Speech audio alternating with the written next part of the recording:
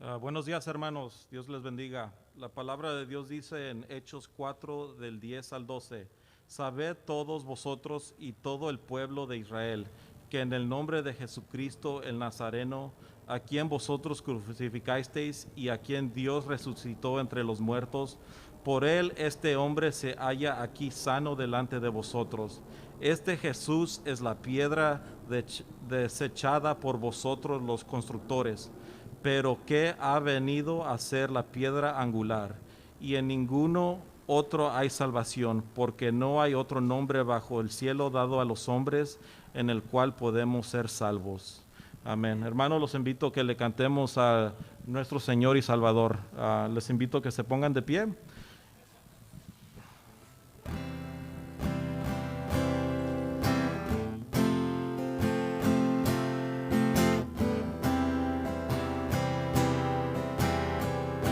Mi esperanza está en Jesús, en su justicia y en la cruz. De nadie más dependeré, solo en su nombre confiaré. En Jesús fuerte soy, solo Él mi roca es. Sobre la tempestad Él es Rey. Cuando no puedo ver su faz, sé que su gracia es siempre igual. A la tormenta venceré, mi ancla firme está en él. En Jesús fuerte soy, solo Él mi roca es. Sobre la tempestad Él es Rey. Un día Él regresará, en su presencia voy a estar. Sin más ante Él vendré, justificado por la fe. En Jesús fuerte soy, solo Él mi roca es. Sobre la tempestad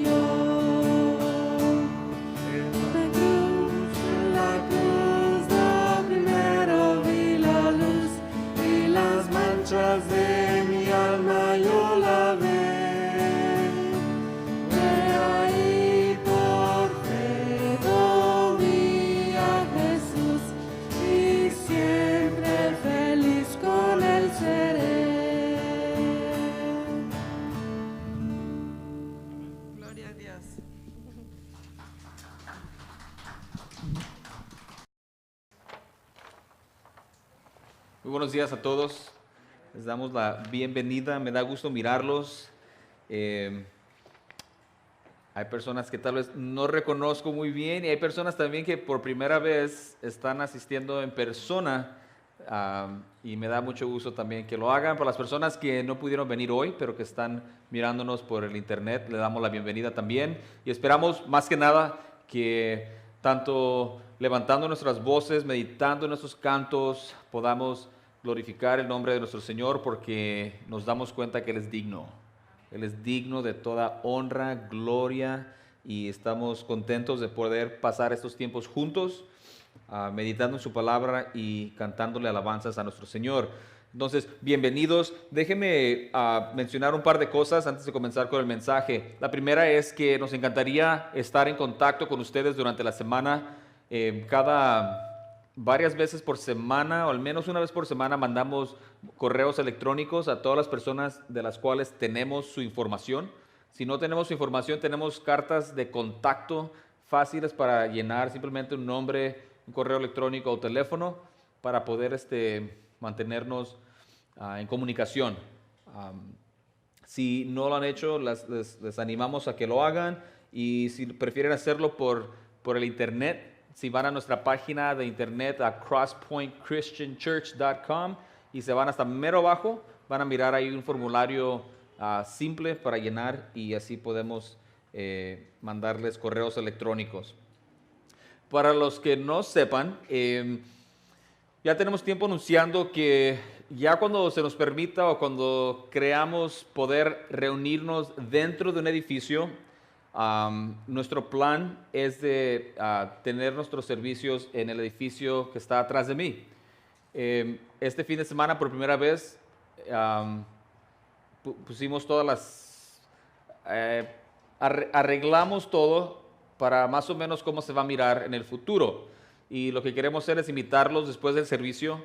Si quieren darse una vuelta y mirar, es un tipo así como casa abierta, un open house, para que puedan mirar y mirar el progreso de lo que se está haciendo. Se renovaron los baños y se está haciendo otra construcción y renovamiento. Entonces, les invitamos a que miren para que tengan una idea más o menos de lo que tenemos en mente a poder hacer en el futuro. Ahorita, gracias a Dios, vivimos en el sur de California y el clima se da para poder tener servicios acá afuera. Está un poquito frío, pero nada exagerado. Entonces, podemos hacerlo. Pero tal vez llegue el día donde no se pueda o tengamos que hacer las cosas un poquito diferente. Y no estamos seguros el tiempo, pero estamos al tanto y estamos preparados para poder hacerlo de una manera apropiada.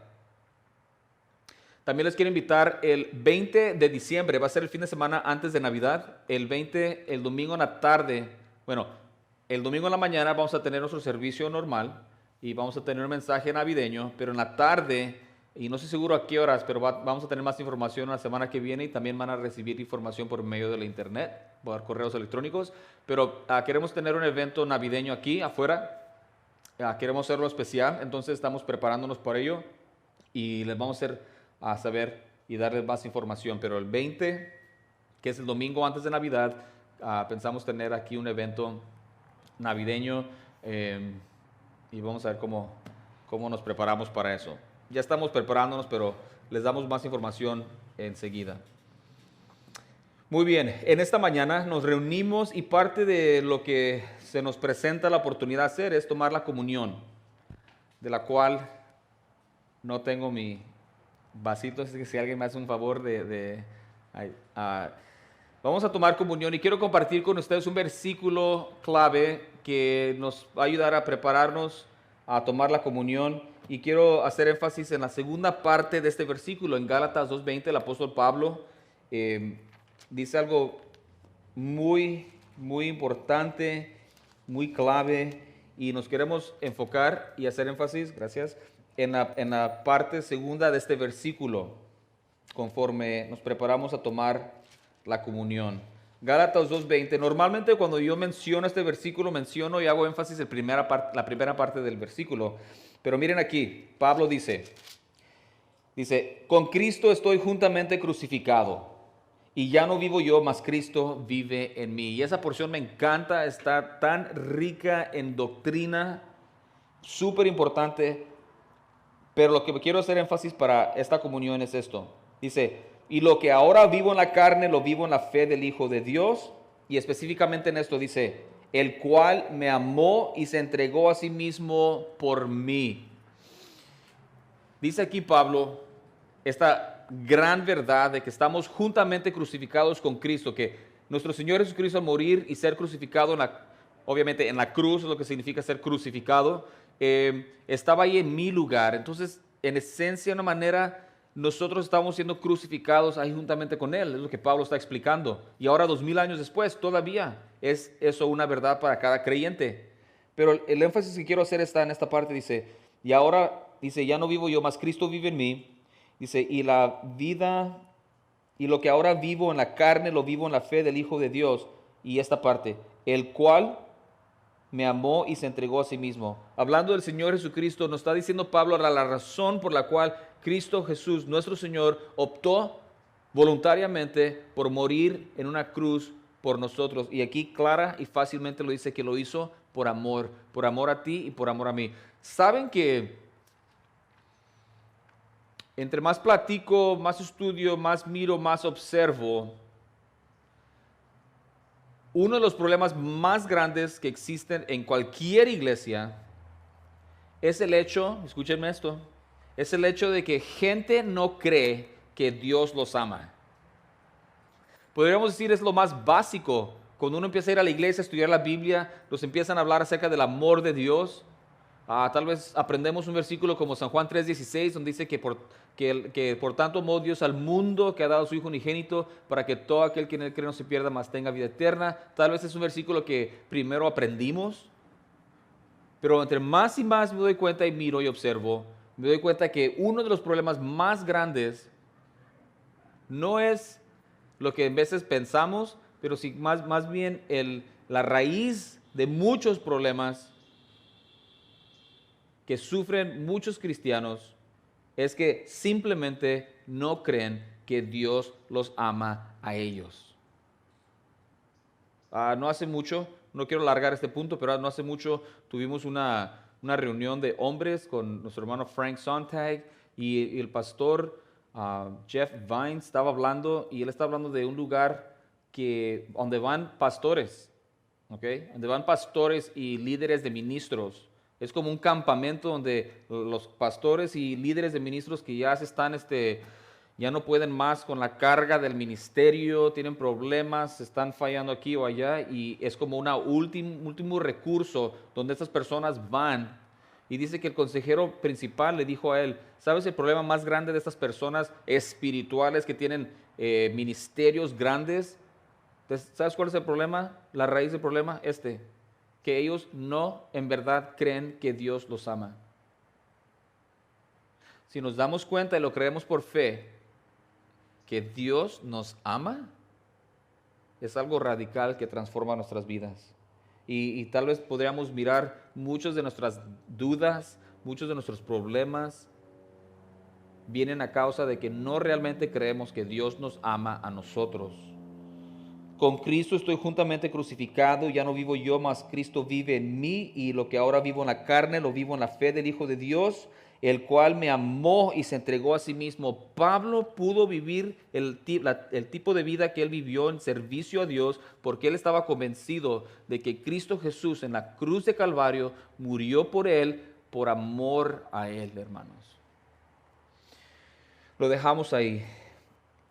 Quería simplemente compartir eso con ustedes en preparación para tomar la comunión. Conforme tomamos este pan que representa el cuerpo de Cristo, sin pecado, sin levadura, lo tomamos juntos, recordando y celebrando el hecho de que Cristo ofreció su cuerpo en la cruz de Calvario por nosotros, por amor a nosotros. Tomémoslo juntos.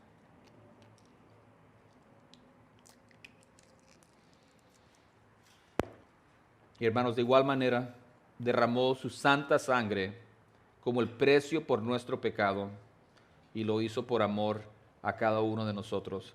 Tomémoslo juntos.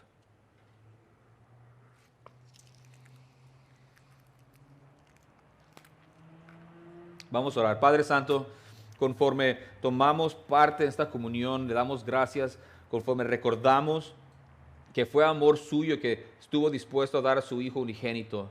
por nosotros y que fue motivado por amor a nuestro Señor Jesucristo para ofrecer su vida, su cuerpo, su sangre por nosotros.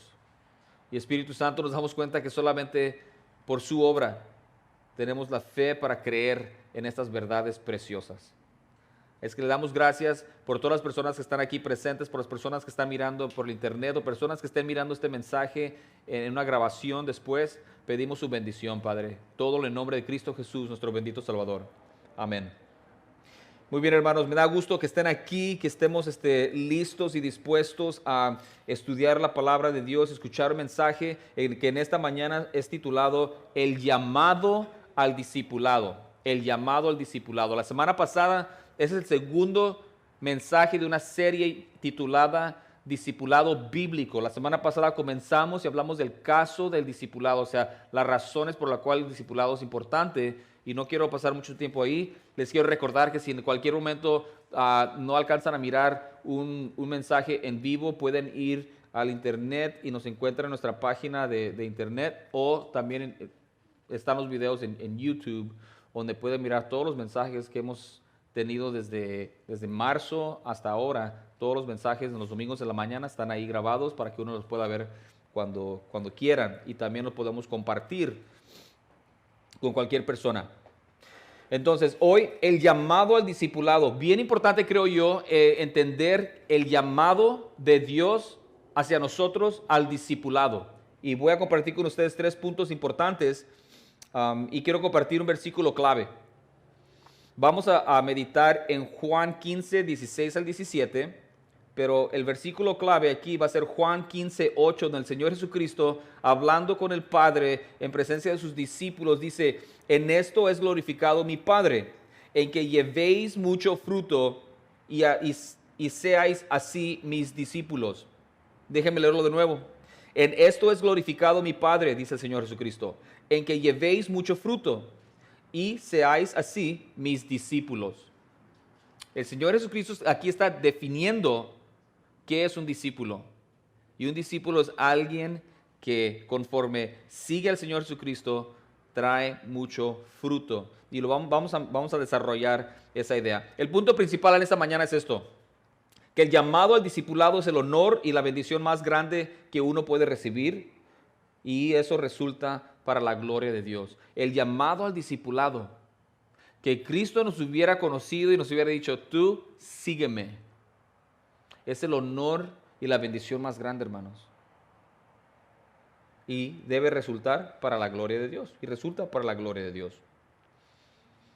Entonces, últimamente la razón por que queremos hablar del discipulado bíblico es porque es bien importante. Tenemos que entender que como cristianos somos discípulos del Señor.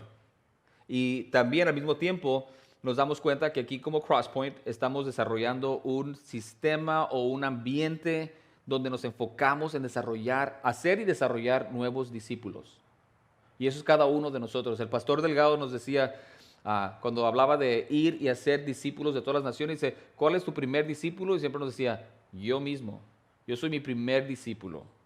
Me tengo que disciplinar, crecer, seguir a Cristo y así poder entonces estar en una posición donde puedo yo hacer más discípulos. Entonces nuestra petición, nuestra oración a Dios es que Él se complazca en salvar a mucha gente, hermanos. Que Él se complazca en salvar a muchos y que nos dé la oportunidad de ser parte de eso y parte del desarrollamiento de estos nuevos discípulos. Y lo vamos a hacer juntos, primero Dios. Como ya dije, el mensaje de hoy es el segundo de una serie de estudios que nos van a llevar hasta el principio del año que viene, primero Dios. Y vamos a tener solamente el 20 de diciembre un mensaje navideño, y los demás van a continuar con esta serie de discipulado bíblico. Y hoy, de nuevo, vamos a hablar acerca del llamado al discipulado. El contexto en capítulo 15, porque vamos a pasar mucho tiempo, y algunos versículos que voy a compartir con ustedes están basados en San Juan capítulo 15. Quiero darles un poquito de contexto en esta porción.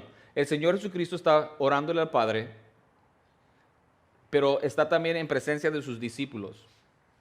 Y el libro de Juan, el Evangelio de San Juan está dividido de muchas maneras, pero una parte está dividido en que en su ministerio público, donde hacía milagros, mucha gente lo seguía, mucha gente lo miraba, mucha gente lo rechazaba, pero la segunda mitad de Juan se trata de su ministerio mucho más privado con sus discípulos. Es más, la primera mitad de Juan habla acerca de su tiempo,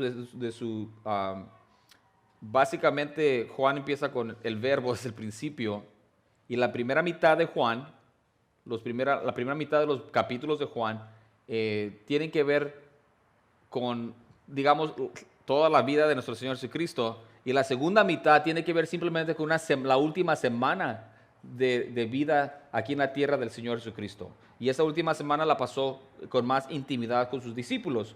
Y aquí está orándole al Padre y está diciendo unas verdades tremendas en todo este capítulo. Entonces nosotros nos vamos a enfocar en Juan capítulo 15 versículos 16 y 17. Déjenme leerlos, es el contexto que les acabo de mencionar. Y de ahí vamos a sacar los 3 puntos para nuestro mensaje, y los 3 puntos van a completar esta oración. El llamado de una persona al discipulado es, y luego tenemos 3 puntos para desarrollar. Pero está basado en San Juan 15, 16 y 17. Perdón, capítulo 15, versículos 16 y 17. Y dice así, el Señor Jesucristo hablando. Dice, no me elegisteis vosotros a mí, sino que yo os elegí a vosotros. Y os he puesto para que vayáis y llevéis fruto, y vuestro fruto permanezca, para que todo lo que pidiereis al Padre en mi nombre, Él os lo dé. Esto os mando, que os améis unos a otros. Y de esos 2 versículos vamos a sacar los 3 puntos. La primera cosa que quiero destacar aquí, primer punto, dice, el llamado de una persona al discipulado es iniciado por Dios. Es lo primero que tenemos que entender acerca del llamado de Dios. Es iniciado por Dios. Dios es el que origina o inicia este proceso de llamado al discipulado. Y es bien importante. Aquí el Señor le dice, vosotros no me elegisteis a mí, sino que yo os elegí a vosotros. ¿Por qué es importante eso? Por muchas razones. Prácticamente cuando Él está diciendo esto, la costumbre en ese tiempo era que cuando una persona era una persona destacada, una persona educada, un rabí, un maestro, gente que quería seguir a esa persona optaba por seguirlos. Ellos escogían seguir a un maestro. El Señor Jesucristo no hizo eso, si se acuerdan. El Señor Jesucristo iba y encontraba a uno y decía, oye, tú sígueme a mí. El Señor Jesucristo hizo algo que era contra la cultura o lo normal. En vez de que gente o discípulos lo siguieran a Él, Él escogió sus discípulos. Y eso era muy diferente en ese contexto cultural. Pero espiritualmente vemos lo mismo. Y lo mismo que el Señor le dice a sus discípulos, que les pudo haber dicho físicamente, tú no me escogiste a mí. ¿Te acuerdas cuando andabas ahí pescando, Pedro y Andrés? Yo te escogí a ti y te dije a ti que me siguieras a mí. Yo te escogí. Ustedes no me escogieron a mí. Bien importante, porque es Dios el que inicia todo. Dice, el que comenzó la buena obra en ustedes, Él la perfeccionará. Él comienza todo. Hermanos, eso es bien importante, en todo sentido. Dios es el originario o el que inicia todo. En Génesis 1:1 dice que en el principio creó Dios los cielos y la tierra. Él inició el universo. Dios existía fuera del real, del tiempo, de espacio, de materia. Dios ya existía antes de que existiera el universo. Si quieren que se los explique, no lo voy a hacer porque no puedo, pero lo aceptamos por fe. Y nos damos cuenta que antes de que el universo existiera, Dios ya existía. Pero Él inició el universo. Y luego, ya teniendo los planetas y todo el planeta Tierra, Él inicia crear al ser humano. Y hermanos, ¿qué éramos nosotros como raza humana? ¿Qué éramos antes de que Dios optara por crear al hombre? ¿Qué éramos? Polvo, tierra, polvo. Dice que del polvo de la tierra formó al hombre y respiró en él. Entonces, eso es lo que éramos. Se nos olvida. Éramos humo, tierra, polvo, seres humanos. Pero Él inició y dice que nos creó a su imagen y Él puso ese valor intrínseco dentro de nosotros. Él inició eso. Después con la raza humana vemos que Él escoge a Noé para salvar a la humanidad. Y después, años después, escoge a Abraham. Él llama a Abraham. Y después Él escoge a David para ser el rey y hacer un pacto especial. Y después Él escoge a María para nacer, para que el Hijo de Dios, nuestro Señor Jesucristo, naciera de una virgen, María. Él escogió a sus discípulos, a sus apóstoles. Y hermanos, gracias a Dios y gloria a Dios, Él escogió a ti y me escogió a mí. Amén. Amén. Dios inicia todo el tiempo. Y para mí hay mucha paz en el hecho de que Él me escogió a mí y que Él al escogerme se hace responsable por mí. Eso no quiere decir que no tenemos responsabilidad individual, porque sí la tenemos, pero Dios es el que se encarga últimamente de todo. Él es el que inicia todo. Déjenme leer un par de versículos. Efesios 1, 3 a 6 dice: bendito sea el Dios y Padre de nuestro Señor Jesucristo, que nos bendijo con toda bendición espiritual en los lugares celestiales en Cristo, según nos escogió en Él antes de la fundación del mundo, para que fuésemos santos y sin mancha delante de Él, en amor, habiéndonos predestinado para ser adoptados hijos suyos por medio de Jesucristo, según el puro afecto de su voluntad, para alabanza de la gloria de su gracia, con la cual nos hizo aceptos en el amado.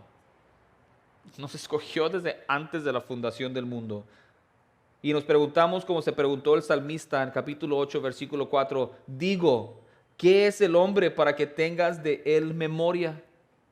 Y el hijo del hombre para que lo visites. ¿Qué es el hombre? La respuesta es nada, polvo. Y aún así, Dios en amor opta por escogernos y llamarnos a ser parte de su familia. Esto debería de producir ¿qué?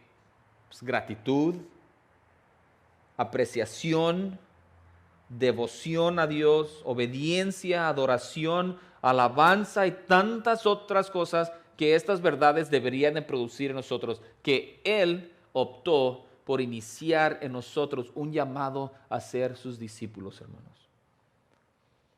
Se siente suave ser escogido, ¿no? A nadie le gusta que nadie nos escojan. A todos les gustaría pensar que somos los preferidos de nuestros papás. Pero para una persona que gracias a Dios ha encontrado su pareja, se casa, y yo pienso en mi situación, la bendición de yo tener una esposa a quien yo amo y ella me ama, y nos escogimos. Nos escogimos de tantas personas allá en el mundo. Dios en su sabiduría, creo yo, que hizo las cosas para que llegáramos a un punto donde nosotros podíamos escogernos los unos a los otros. Y qué bendición poder disfrutar de eso. Ser escogidos para ser parte de un equipo, ¿verdad?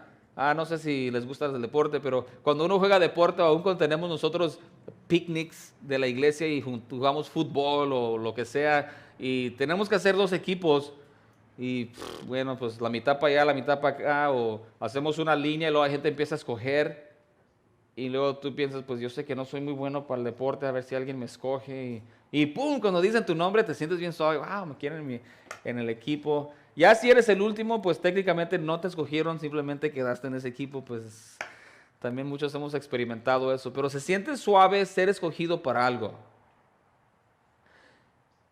Dios nos escogió, hermanos, para ser parte de su familia eterna.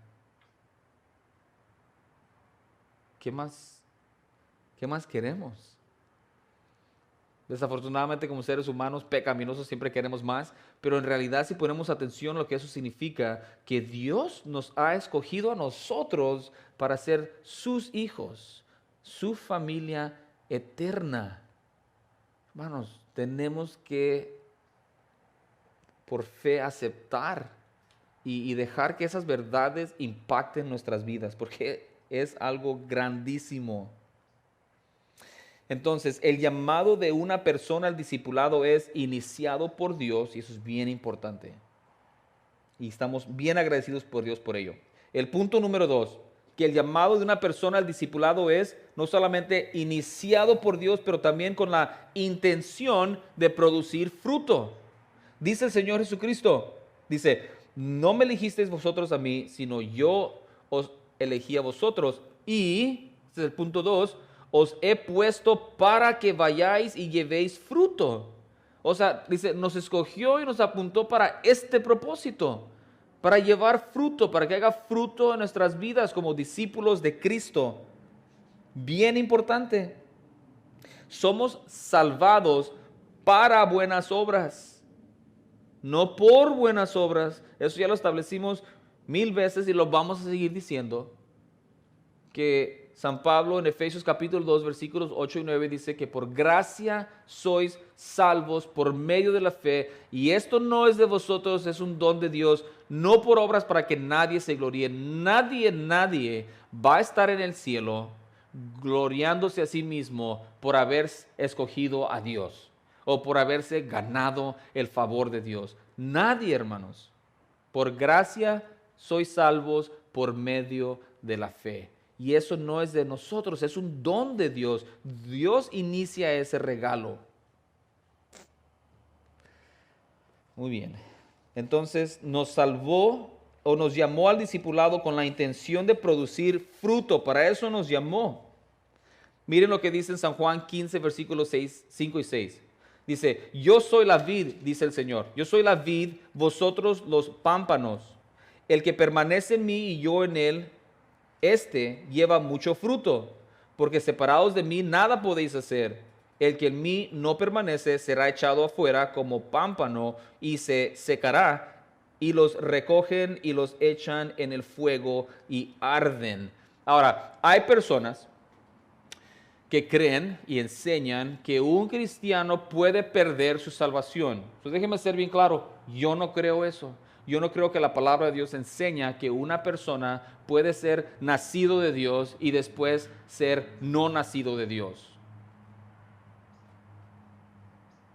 Yo creo que la palabra enseña que si una persona ha nacido de Dios, que es un hijo de Dios, es un hijo de Dios para toda la eternidad. Hay gente que se asusta con eso porque dicen, oh, pero estás dando mucha libertad, ¿qué pasa si esto?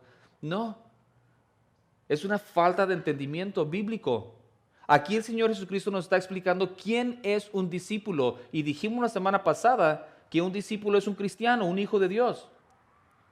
Y aquí el Señor Jesucristo nos está definiendo quién es un discípulo, o sea, quién es un hijo de Dios, quién es una persona que está en Cristo, quiénes son esas personas que traen fruto.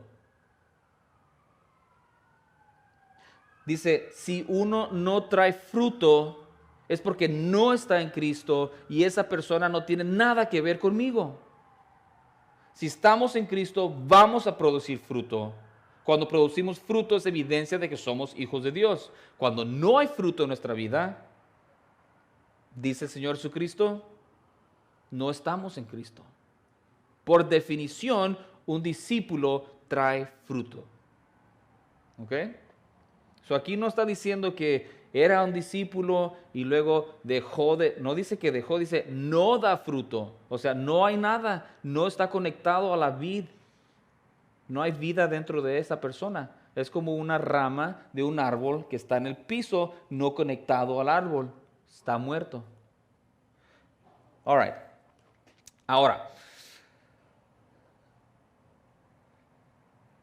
Efesios 2:10, ya les dije 2:8 y 9. El 10 entra aquí, donde dice, porque somos hechura suya. Dice Pablo acerca de los creyentes, somos hechura suya. Él nos hizo, tanto física como espiritualmente, creados en Cristo Jesús para buenas obras.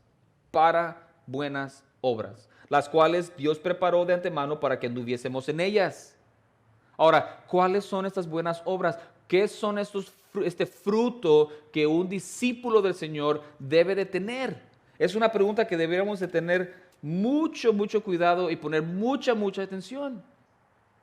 Si fruto en mi vida es evidencia de que soy un hijo de Dios, ¿qué es este fruto?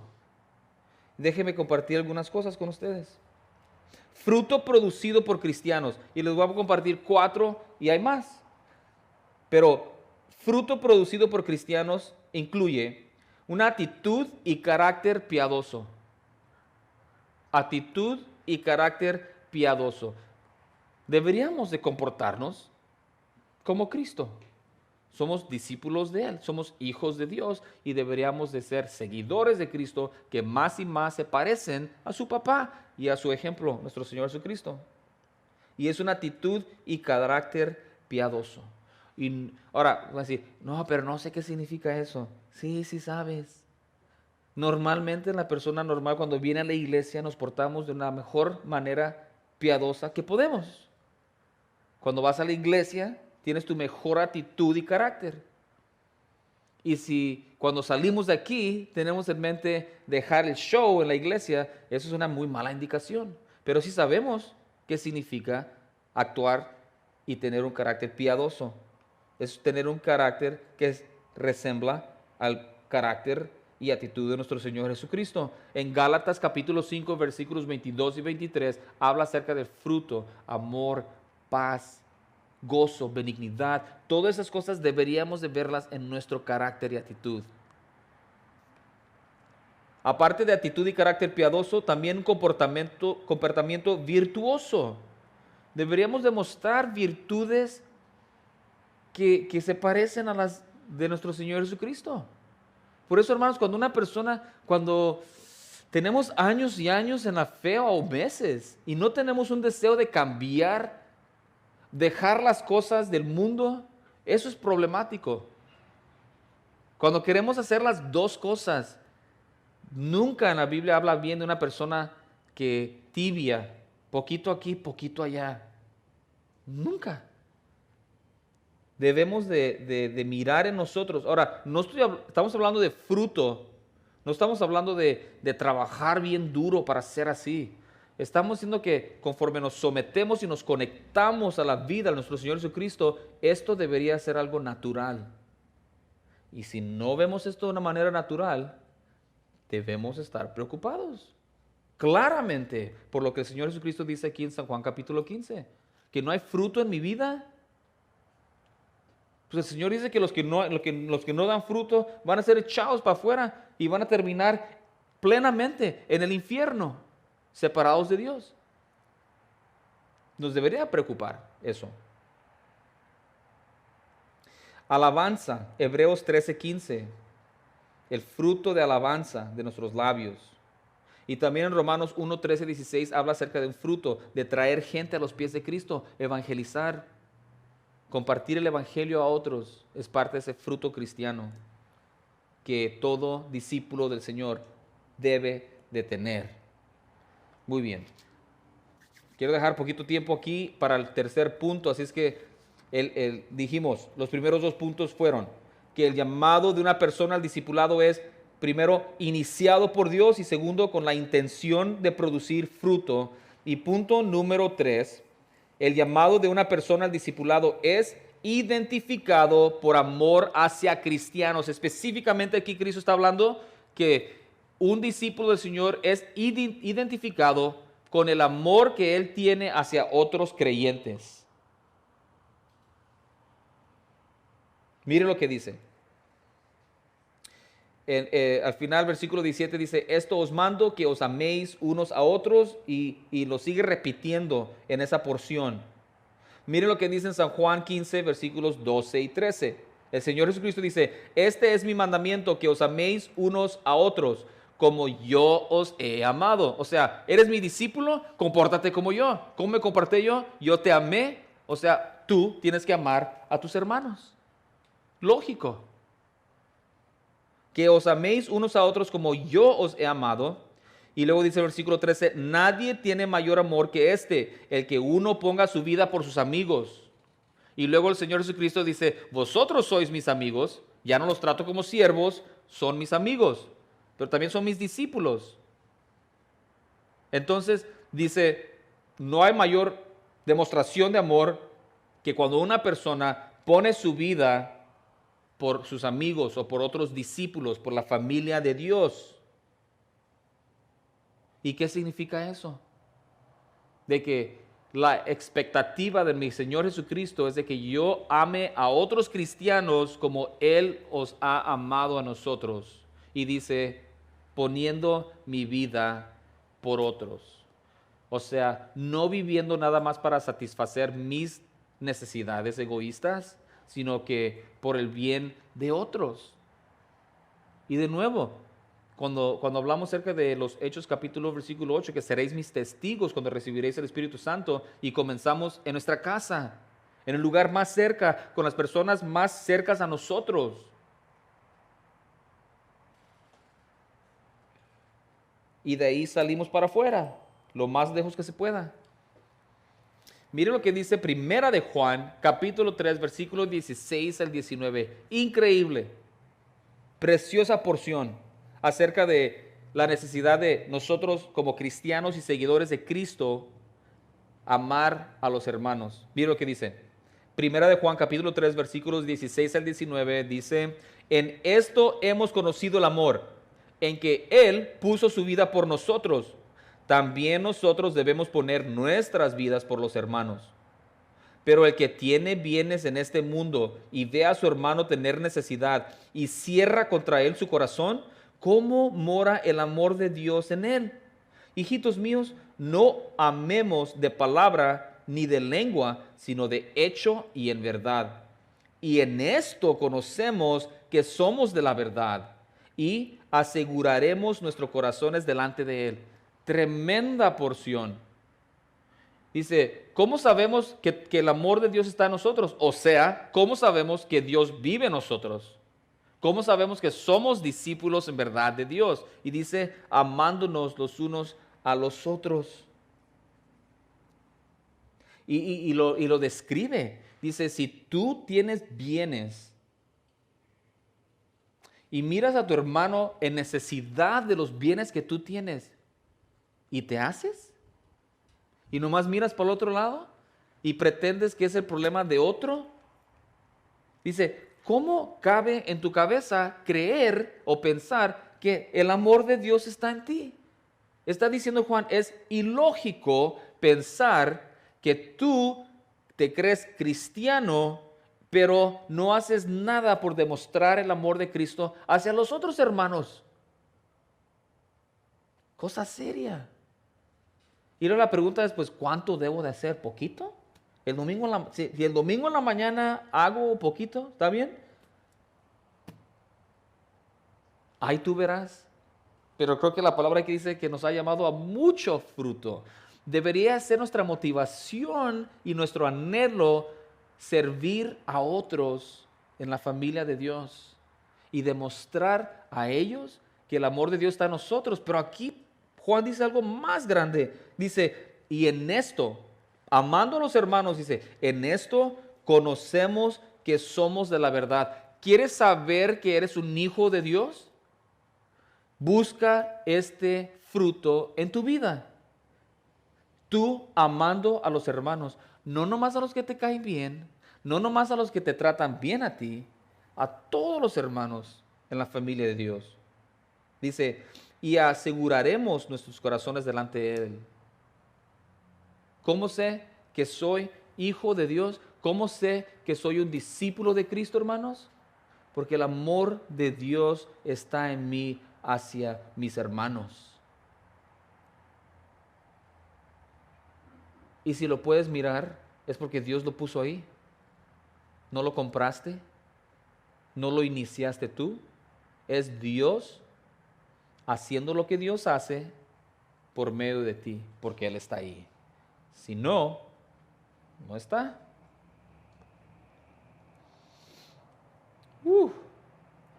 Ok. Algo más ligero. ¿Ahí les va? ¿Listos? En los Hechos capítulo 9, versículos 36 a 42, hay una historia fascinante de una discípula. Creo que es, por ahí escuché que es el único lugar donde la palabra discípulo o discípula se le atribuye a una mujer. Sabemos que gente que seguía al Señor Jesucristo incluía hombres y mujeres y eran discípulos. Pero aquí Lucas, el autor de los Hechos, describe a una persona interesante. Y dice en los Hechos capítulo 9, versículos 36 a 42, vamos a mirar un ejemplo.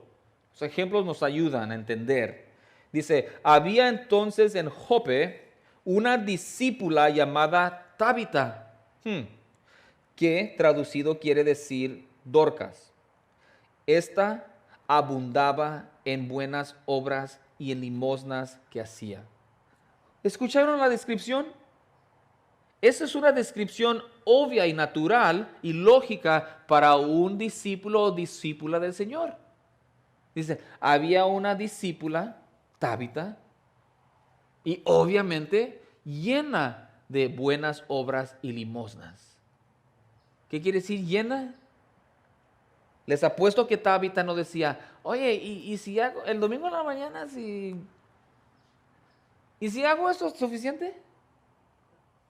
¿Qué tal dos días?